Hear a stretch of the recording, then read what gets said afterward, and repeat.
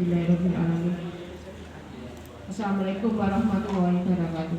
Assalamualaikum warahmatullahi wabarakatuh. Ini saya mau bertanya tentang surat An-Nisa 174. Ayat 174. 74. Ya. Ini kan Pertanyaan untuk belajar tentang Al-Quran. Padahal di dalam kehidupan sehari-hari itu banyak yang belum bisa membaca Al-Quran. Kalau setiap orang mempunyai kepahaman masing-masing, untuk yang belum bisa membaca Al-Quran itu otomatis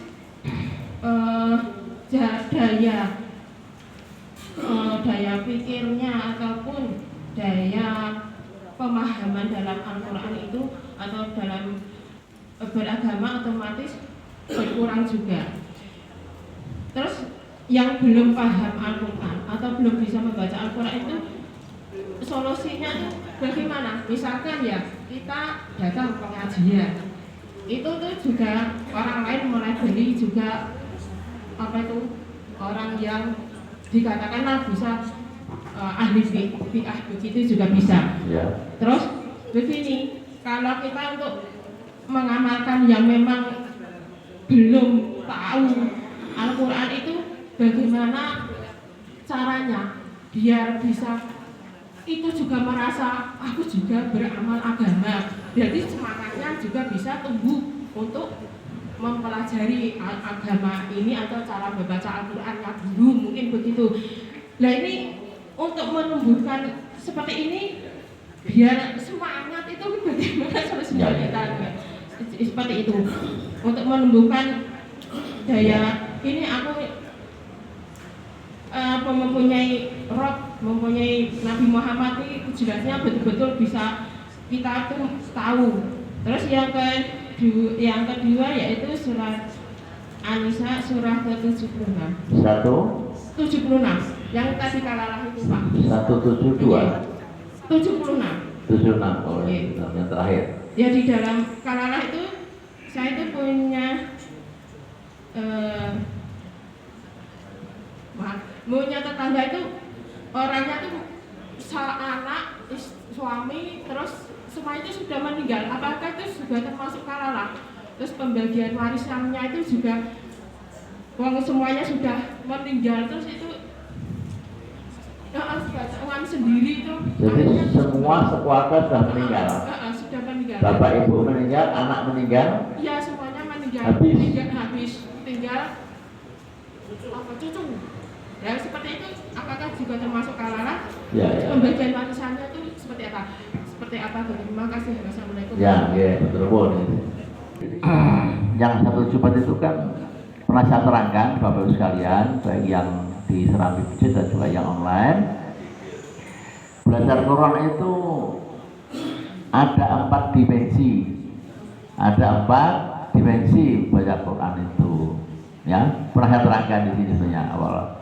Yang pertama adalah bagaimana orang tuh belajar Quran, baca dulu Iqra, bacalah, ya. Jadi orang baca Iqra berarti ada buku Iqra panduan, itu yang pertama, ya. Setelah lancar, maka bagaimana Al-Imran 179 tadrusun itu bahasa Arab, bahasa Indonesia tadarus.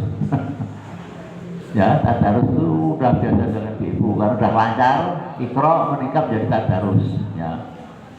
Kemudian tadarus langsung dimensi ketiga tadabbur. Tadabbur berarti dia menghayati, mengamalkan terhadap arti maksud Quran itu apa. Itu tadabbur, ya. Yang kurang mengerti lebih tinggi lagi lewat tafsir. Berarti kita akan bicara tafsir Quran. Seperti hari ini kita bicara tafsir. Tafsir kita tafsir tahlili, tafsir yang ringkas singkat, tidak mendetail, tidak bicara suku kata. Kalau saya mungkin ajarkan suku kata bahasa Arab kemudian kita tulis, mungkin Bapak Ibu akan bosan. Kayak model Pak Haji Noel Pak Haji tadi, sekolah gue buku nih, mau gimana Pak? Gue buku nih tak ajari ini. Tafsirnya ini ini, pun nggak suku kata, jadi mulai belajar tafsir yang lebih detail itu berat. Nah kita tafsir yang eksekutif, eksklusif adalah tafsir tahlili yang saya ajarkan ini. Ya, kita tahlili ini udah ya ringkas dan cepat. Jadi 4 itu tergantung orangnya Bu, di mana dia posisinya. Dia belum baca Quran, belum bisa, berarti ikra. Sudah bisa, biasa kelas tadarus. Meningkat tinggi lagi, tadabbur. Ya, yang tinggi lagi adalah tafsir. Ya, Ibu ya. Jadi itu ya apanya. Mau terserah dari mana. Apakah ada jamaah yang bisa baca Quran di sini? Belum bisa baca ikra? Sebaiknya belajar. Mbak Ahmad siap mengajarkan? Mbak Ustaz Ahmad, Mbak Ustaz Abdul Malik siap mengajarkan ikra jamaah? Mas Ustaz Catur mana? Itu tadi saya tanya ya. Siap ya? Mengajarkan? Bapak Ibu yang belum bisa baca Quran ikra. Banyak Ustaz hebat juga bisa siap mengajarkan. Sudah dikukuhkan kemarin itu fungsinya. Nah, yang kalalah sama Bu, kalalah itu statusnya ketika meninggal itu tidak punya siapa-siapa. Ya, maka disebut kalah, karena itu lemah. Makanya sanaknya ke atas nggak ada, ke bawah nggak ada, anak kandung nggak ada, semuanya bapak ibu nggak ada. Maka serahkan harta itu pada keluarga kandung yang ada, ya, atau saudara tiri atau saudara sesusuan atau apa saja yang masih ada hubungan persaudaraan di bagian itu. Aturannya ada di An-Nisa 12 ya, nanti dibaca lagi. Ya, An-Nisa 12. Oke, detail. Monggo soalnya dari mana? Surat An-Nisa ayat 172. 172. Isa Al-Masih. Allah di sini tidaklah menolak atau merasa enggan untuk menjadi hamba atau ya hamba perintah Allah. Allah Subhanahu wa taala skenariokan bahwa Isa Al-Masih itu turun di waktu subuh saat Imam Mahdi mau sholat subuh. Nabi Isa suruh menjadi imam, namun tidak mau. Lah, di sana ada yang menunggu Dajjal Al-Masih. Tugas Isa adalah membunuh Dajjal Al-Masih dengan tombaknya. Apakah yang ini yang dinamakan juru selamat? Terus Al-Masih itu sendiri artinya atau maknanya apa? Matur. Assalamualaikum warahmatullahi wabarakatuh. Ada istilah Al-Masih, Dajjal Al-Masih, Isa Al-Masih. Al-Masih saya terangkan dulu. Apa Al-Masih? Pak Yadi kemarin pernah saya terangkan di sini. Al-Masih itu sebenarnya kata dasarnya adalah merayu, mengusap. Artinya, maksudnya agar mereka itu mengikuti apa pengaruh positif. Berarti Nabi Isa alaihissalam yang pengaruh positif. Tapi kalau negatif berarti ikut Al-Masih yang satunya Dajjal. Ketika nanti tiba kiamat itu Dajjal Al-Masih Dajjal musuh mempengaruhi, agar semua ikut dia. Dia loncat sana loncat sini dalam seperti sekian itu dia hanya ingin mencari pengikut yang banyak gitu. Nah, perebutan pengaruh itulah hanya Isa yang digunakan untuk membunuh Dajjal Al-Masih. Itu ya. Jadi ada kata tadi apa? Juru selamatnya itu. Kalau Islam nggak mengenal juru selamat itu ada di Alkitab ya. Semua rasul itu adalah basiran wa nadhira. Semua rasul nabi tugasnya basiran wa nadhira, memberi peringatan dan memberikan kabar gembira, gitu kan? Yang ikuti sejak nabi dan rasul dia akan bahagia, Allah surga. Ya gitu ya. Basiran peringatan, oh ini nggak baik, jangan lakukan, ini baik lakukan. Itu basiran wa nadhira, itu nabi dan rasul. Tapi kalau juru selamat itu adalah istilah yang dipakai oleh Alkitab, bahwa dengan terbunuhnya Isa Al-Masih ini akan semua tertebus dosanya, akan menjadi juru selamat semua umat ahli kitab. Tapi itu perkataan kosong karena nggak ada dalil ya. Itu datang dari Paulus, salah satu anak murid dari Yesus yang membuat cita-cita bohong, palsu, nah akhirnya nanti akan dipertanggungjawabkan di akhirat. Jadi juru selamat itu nggak ada dalam Islam, ya gitu ya. Monggo silakan terakhir. Terima kasih. Assalamualaikum warahmatullahi wabarakatuh. Nggak suara. Ayat 171. 171.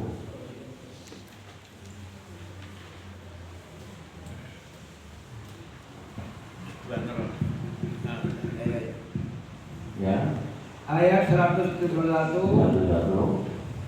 Ayat ini adalah perintah dakwah kepada orang-orang non-Islam. Jadi ya ahlul kitab itu adalah perintah dakwah kepada orang-orang non-Islam. Ya. Pertanyaannya bagaimana caranya meyakinkan bahwa Islam adalah agama yang benar, sedangkan agama non-Islam adalah politeisme, bukan monoteisme yang menimbulkan kesyirikan. Dan dia sangat meyakini bahwa Isa Al-Masih itu adalah Tuhan. Supaya kita tidak terkena undang-undang mencampuri agama orang lain, bagaimana cara dakwah yang sejuk kepada orang-orang non-Islam. Kalau dakwah kepada orang Islam gampang, kepada non-Islam ini adalah perintah dakwah kepada orang non-Islam. Satu, ada dua pertanyaan. Yang kedua, ada keluarga yang mandul, tidak punya anak, tetapi dia menulis wasiat, ketika nanti saya meninggal dunia, maka harta saya sesudah dikurangi dengan biaya perawatan dan utang dibagi rata. Pertanyaannya, bagaimana berlakunya hukum faraid yang terakhir ayat ini? Mana yang faraid atau wasiat yang dilaksanakan? Mohon penjelasan. Wassalamualaikum warahmatullahi wabarakatuh. Yang mungkin sulit. Jadi kita harus dengan bersih melakukan ilmu banyak itu. Jika seseorang yang mengislamkan bicara masalah Islam bertanya oleh kita diskusi dengan dengan hati nurani dan menyadarkan mereka itu bagus. Dan kalau kita memaksakan la ikrah fiddin, ya, la ikrah fiddin, Islam tidak berat untuk memaksakan dia masuk Islam. Kita tidak memaksakan. Kalau dia tentang Islam, maka dia masalah apologit, masuk ke forum apologit, ya, diskusi macam-macam. Yang sekarang sudah banyak sekali forum apologit itu. Ya, kita di situ banyak orang-orang Nasrani yang mau belajar Islam di situ, dan akhirnya banyak pendeta juga pastor masuk Islam di situ. Dan kalau kita mau berpendapat lewat media apologit bisa saja. Kita langsung kita share dengan media sosial, saya nama ini apologit Islam.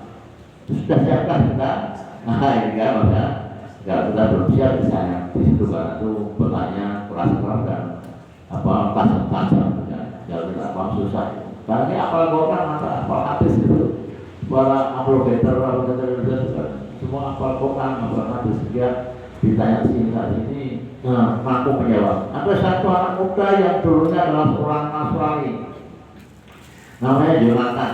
Ada yang bertanya Jonathan, dari kuningan Jabar. Jonathan Nasrani umurnya baru 33 tahun. Ya. Akhirnya dia sekolah bahasa Yunani, sekolah bahasa Ibrani, mengalahkan semua pendeta. Dibuatkan aslinya masing-masing. Kalau kita lihat itu apalagi itu. Nah itu kita dakwah dengan orang-orang masyarakat di situ itu bebas diskusi. Yang kedua yang kalau seluruh wasiat, seluruh faraid itu diatur oleh agama dan hadis Nabi. Besarnya model macam-macam. Jika wasiat yang diberikan oleh orang tua yang meninggal tidak sesuai dengan saya, maka batal demi hukum, batal demi faraid itu. Saya berkata tidak boleh berkata ini melanggar undang-undang Quran, kan? Tapi yang ibadah boleh. Sebelum meninggal orang tua kumpulkannya. Ini bukan warisan hibah. Ini dari marwah, kamu usah. Mau sujud tangan, bawa ke notaris, selesai. Ini ada KP 5 luar, bagi KP-nya, itu hibah, ya, dihibahkan pada anak ketika masih hidup. Sujud tangan, perai, bawa ke notaris, selesai. Maaf, tidak contohkan. Saya sudah beberapa tahun ini sudah saya hibahkan rumah ini semuanya. Anak saya 4 bagi rata, mau bawa KP. Jadi saya nggak mikir rumah, nggak mikir macam-macam, saya jual semua. Jadi sekarang saya perlu di rumah saya anak, karena sudah saya hibahkan. Ini contohnya. Jadi warisan wasiat kalau sesuai dengan hukum waris maka batal hukum biasa. Demikian mohon maaf secara waktu juga ibu-ibu sampun saya lengkap. Monggo diatur sarapan masing-masing ya. Setelah semua dari sini. Rapi yang maaf kalau ada atur kata yang kurang pas, kita ketemu lagi Sabtu depan. Tetap semangat agar kita termasuk menempuh jalan yang ditunjukkan Allah untuk menuju surganya Allahumma amin. Assalamualaikum warahmatullahi wabarakatuh. Assalamualaikum istiqomah kemuliaan Allah dan sama-sama cari ridho yang Allah. Alhamdulillah kita dapat kekuatan iman dan Islam dapat mendatangi suatu majelis ilmu yang disampaikan oleh Ustaz kita Bapak Haji Umar Asyidik. Dosa apa yang kita dengarkan dan kita rasakan di dalam hati, dan niat itu kita amalkan dan kita sampaikan kepada saudara-saudara. Dan untuk kesempurnaan majelis ini tidak menjadikan majelis yang sia-sia, maka majelis ini kita tutup dengan doa ikhlas. Subhanallah.